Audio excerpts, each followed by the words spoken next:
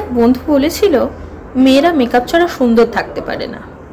আমি বললাম, আরে ভাই, আমার এত সুন্দর থাকার দরকার নেই, শুধু একটু মানুষের মতো দেখতে হলেই চলবে। আমার বন্ধু বলল, আরে জানিস আমি নতুন ডায়েট প্ল্যান শুরু করেছি। আমি বললাম, ওয়াও, প্ল্যান শুনলেই আমার খিদে বেড়ে যায়। যখনই আমি কোনো সুপার হিরো মুভি দেখি আমি মনে ভাবি আমার সুপার পাওয়ার কি হতে পারে। তারপর বুঝলাম আমার সুপার পাওয়ার হলো 10 মিনিটে পুরো ঘরটা এলোমেলো করে দেওয়া। তুমি কি জানো, যখন আমি রান্না করি আমার কুকুরটা সবসময় রান্নাঘরে আসে।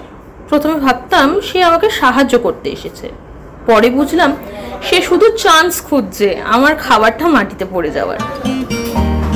আচ্ছা, তুমি কি কখনো ভেবে দেখেছো কেন আমার ফোনের চার্জ সবসময় ফুরিয়ে যায়? আমি সারা দিন সোশ্যাল মিডিয়াতে আর শর্টস থেকে কাটাইছি।